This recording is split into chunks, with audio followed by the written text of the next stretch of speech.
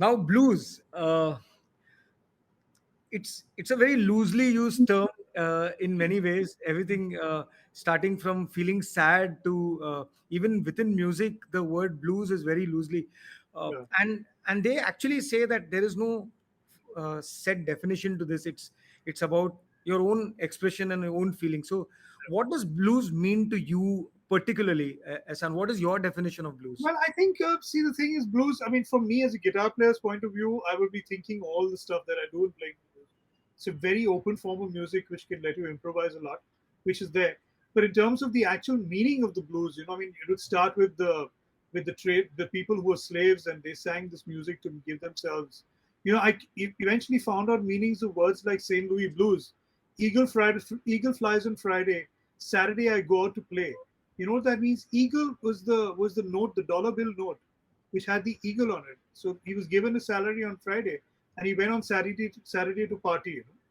It was so beautiful, but that was the way it started. But then the blues, if you look at it, it's more about a story. Every song is a little story about something. Whether my woman left me or I lost all my money. They say that if you play a blues song backwards, you'll get your money back, you'll get your house back, you'll get your car back, everything back. You know, but Oh my God. so that is the blues, and let's face it, the blues is the starting point for so many forms of Western music: jazz, Correct. rock, rockabilly, rock and roll, rock, metal. It all comes from the blues, right? I mean, it all Yes, started yes. there. Yeah. So And for me, it's the grounding. I mean, I come across a lot of guitar players now, especially new generation players, and I'm glad that someone like Amithav listens to all that old stuff. Like, I mean, I was playing a slow blues, that's starting with that, which is a typical BD King, Peter Green kind of thing. Somebody said, "Oh, you're playing John Mayer's Gravity." I said, "That's not Gravity." I said, "It's BD King, yeah, or Peter Green. And, I need your love so bad." But the thing is that so it's very important to go back to the grounding where all these cats come from and go back right to Robert Johnson and then start listening upwards, and you really get such a rich grounding in the music that it'll help you throughout your career. super. So that's Amitav, the you want to add to this? Amitav, you want to Sorry, add? sir. Do you want to add to this? I don't know, sir. I think I think he pretty much said it all. I think blues is very cathartic, sir. You can just whatever feelings you have, whatever you can just play that and you'll feel fine. And I think Ehsan sir pretty much said everything. So It's amazing. I mean, what I would like to generally see, it's considered very cool to be playing the blues, hearing the blues. I mean, even when you just put on a blues album, you can just let it play on while you're just there. yeah. So there is this thing that makes this very cool. Do you all have any kind of an understanding as to why it is so cool? Why is it because of its simple musical form in its principle, apart from the improvisations and the but in principle it's a very simple form, or is it because of the what Ehsan mentioned as their stories, and they're said in very simple words. So each song has its own expression, its own value, its own story, and it ends from a start point to an end point. It ends there as one single unit. Is that what makes it cool? Is that what makes it very approachable and easy to listen to? Ehsan? Achha, you're asking me. Okay, I thought you were asking Amrit. Well, I think the thing is that the simplicity of the music is really what's so beautiful about it. I've heard people say all blues sounds the same, and I mean, it's too simple. But let's face it, when you're going down to grassroots is simple, right? It's not complicated. So if Correct. everything has to explode out of there, it starts with a very simple form of music here. You can keep a blues album playing, and it'll just feel great. You can drive to that music. You can do whatever you want. Yeah, And blues doesn't absolutely. mean all of it's not that. There's all kinds of music. There's all kinds of forms of blues. There's funky blues. There's like rocking blues. There's rock blues. There's all kinds of soul blues. So there's all kinds of blues. So it doesn't restrict you to just one kind of genre of music. Within that genre, there's so many little subsets. So that is really what's beautiful about the form of music.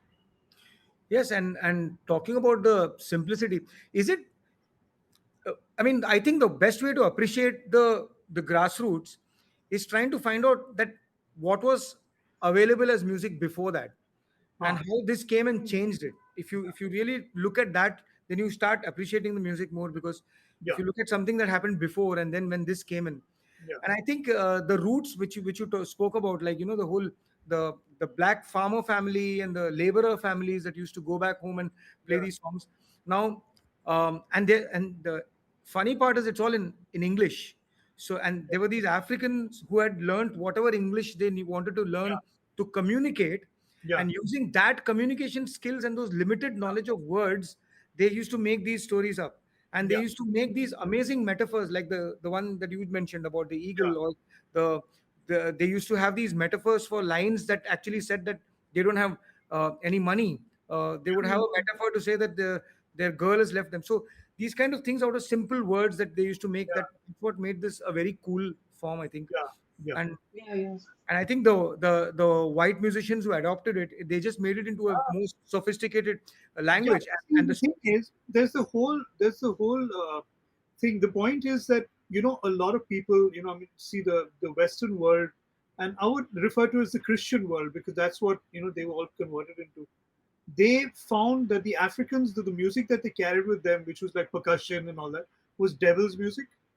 So Yeah, it's yeah. very interesting because America didn't encourage that. South America encouraged that. So if you listen to South American music, which yes, imbibed Spanish influences like the acoustic guitar and all the harmony that came from classical, so the Spanish figured that let them play that music, it'll keep them happy, so we won't have a problem. The Americans figured that we'll not let them do that all that percussion stuff because that is like the devil's music, but let them sing their thing as long as they work and it keeps them a little cool, and we don't have rebellion on our hands. So now you have that form of music, which in itself is becoming popular. You've got artists like Robert Johnson, Blind Blake, Otis Rush, all the old guys, and then you have an audience that even the white audience is starting listening to the music, and music in its purity, you feel it. I mean, you feel it whether you're white or you're black or you're green or you're purple. You hear it, you feel it. So the whites started picking up that music. Hmm. Then you had the Irish roots, which is their roots where they came from, Ireland and Holland and Germany and all, but a lot of Ireland, which had the violin and the fiddle and that kind of thing, which was not at all 12 bars or 145 kind of things. That combined with the blues to form stuff like country western. So you had people like Hmm. Hank Williams playing rockabilly, hey, good looking, but the Hmm. progression was the blues. It was 12 bars, and so that's how the whole music started emerging and then started like really exploding outwards. yeah, it's amazing. And the blues is considered typically sad music, and the bluegrass is considered Yeah, typically happy music. yeah, yeah, yeah, yeah. Yeah. It's actually the same music. It's Yeah, just yeah, the yeah. way of Bluegrass words. would sing about my grandmother used to make beans like this, and we used to have a barbecue by the river and catch fish. All that kind of thing. Yeah, and and then the when the British embraced it into rock, or Yeah, the earliest forms, it was more about the sophistication of the lyrics, while the music remained the same. yeah, It was absolutely. all about, like, for example, suddenly Tolkien lyrics are now flowing into an album, which is a Yeah, blues album. So yeah, yeah, Yeah. suddenly the stories and the words, and now you're going to be digging deep into the lyrics and getting something. So absolutely. I think that's sophistication started. Yeah, the thing is that the British blues boom was responsible for making Black American blues artists popular.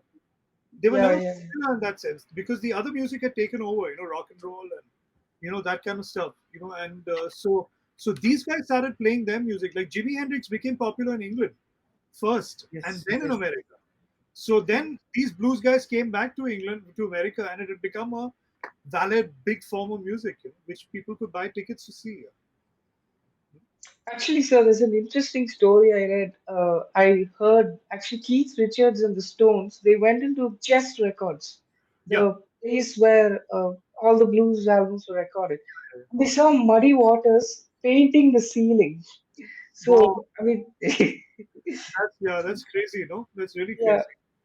And there's a beautiful documentary on Netflix on the Rolling Stones. They actually speak about how the Rolling Stones was a band that was formed, deliberately formed to be the anti Beatles kind of a band. Yes, Hmm. Like yes. Hmm. they will actually do everything that the Beatles don't do, and everything that the Beatles do, they will not do. So they will not dress up properly. They'll not cut their hair properly. The Beatles sing happy songs. They will not sing happy songs. The Beatles talk about love. They'll talk about breakup. At The some level, at some level, the Rolling Stones left the Beatles behind. You know, not musically, but in other ways. You in know, all other ways, like there's a whole famous saying, like someone asked Mick Jagger, oh, they've banned this new song of yours, and he's like, yeah, I just hope they keep banning all our songs, because every song they ban enters the top 40. So correct, correct. I think that's the whole thing. That's how the British movement started. But the last question on this whole history bit, Hmm. these African musicians in America who started the blues, now they would have had some roots from Africa, but Yeah. if you listen to African root music, it's not Hmm. exactly blues. It's that percussive, it's that single note thing, it's that, Ehsan, you have done a lot of research on African. The thing is that I mean, I'll just pick up my guitar here and show you. But just a little thing. It's like if you hear this African music, you hear this African musician called Ali Farka Toure. Hmm. He's Hmm. from he's from Mali, you know. And now I would say Mali is probably a lot of slaves that were taken across to America were also from Mali. But they had this kind of that kind. Yes, it's very pentatonic. All this stuff from there. You know what I mean? So that was probably the origin of the blues. Hmm. They sing it like in groups, like a guitar answering the voice. Call and respond, call and response. So that's where it started from. You could hear that the blues is getting in from there. Wow. And then somebody must have shown one guitar player how to play a few chords. Some guy who's one of the farm hands or something, who's a white guy probably, knew how to play guitar, and some guy saw it and started incorporating that into their thing. Then they got like put 12 bars to it, and that's it. I'm just kind of I sometimes wonder what was the origin of the 12 bars. How did it come into 12 bars? Because if you listen to old Robert Johnson and all, the bars are uneven. It's not really Completely. bars. Yeah. So to an extent, does it come from ragtime? Ragtime kind of I would say originally came out of the blues. You Okay. had all those people like Blind Blake and all that, do that kind of Hmm. music. Yeah. You know. Scott Joplin. Yeah, I have a